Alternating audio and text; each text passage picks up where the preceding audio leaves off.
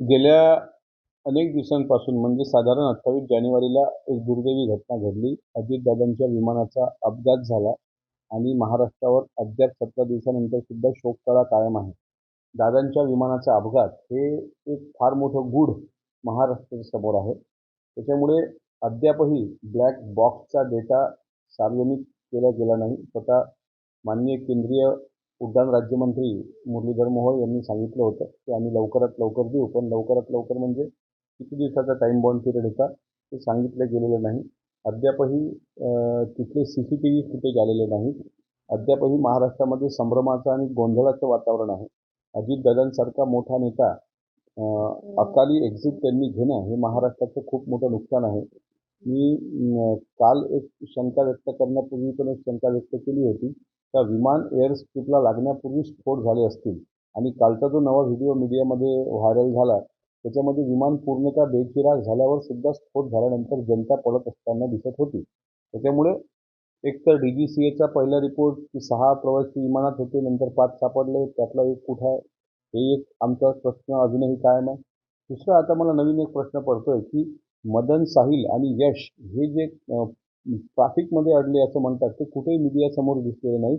त्यांचं घर कुठं आहे? ते CCTV फुटेज काय त्यांच्या घराचं? ते किती वाजता निघाले? ते तिथं का आले नाहीत? ट्रॅफिकमध्ये अडले म्हणजे ते एसटीचे ड्रायव्हर होते का?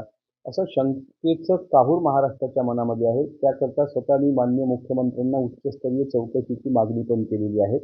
माझ्या पद्धतीने माझ्या पक्षातले सुद्धा अनेक नेते घातपाताचा संशय व्यक्त करतात. हे धुकं लवकरात लवकर दूर होणं महत्त्वाचं आहे. दुसरं केंद्रीय गृहमंत्री अमित शहाजींना स्वतः आज मी मेल करणार आहे. काल महाशिवरात्रीचा आणि रविवारचा दिवस असल्यामुळे तो मेल करता आला नाही. आज दोघांना पण ते नायडू साहेब केंद्रीय उड्डाण मंत्री, त्यानंतर प्रधानमंत्री मोदीजी आणि केंद्रीय गृहमंत्री अमित शहाजी यांना मेलद्वारे या प्रकरणाची लवकरात लवकर CID चौकशी जशी लावली गेली तशी उच्चस्तरीय चौकशी लावावी. माजी न्यायमूर्तीच्या अध्यक्षतेखाली सर्वोच्च न्यायालयाच्या अध्यक्षतेखाली ही चौकशी व्हावी आणि अजितदादांच्या मृत्यूच्या बाबतीतली जी काही शंका कुशंका महाराष्ट्राच्या मनामध्ये आहे, म्हणजे एक प्रवाह असा म्हणतो की तो ॲक्सिडेंट आहे, एक प्रवाह असं म्हणतो की घातपात आहे. आता आमचं प्रवाह चुकीचा असेल घातपाताचा तर त्यांनी सिद्ध करावा जे ॲक्सिडेंट आहेत ते म्हणतात. आणि जर ॲक्सिडेंटच असेल तर ते सुद्धा सिद्ध करून दाखवावं की ॲक्सिडेंटच आहे म्हणून. त्याच्यामुळं मी सुद्धा अनेकदा दादांसोबत विमान प्रवास केलेला आहे. व्हिजिबिलिटीची पूर्ण शक्यता असल्याशिवाय दादा टेक ऑफ घ्यायला बसतच नव्हते विमानामध्ये. पण अशा प्रकारे जे काही घडलं हे अत्यंत दुर्दैवी आहे. अजितदादांसारखा नेता जाणं हे महाराष्ट्राचं न भरून निघणारं नुकसान आहे. त्यामुळं या सगळ्या प्रकरणाची सखोल चौकशी झाली पाहिजे. त्याकरता मी स्वतः माझ्या पद्धतीनं प्रयत्न करतो. अनेक सहकारी प्रयत्न करतात.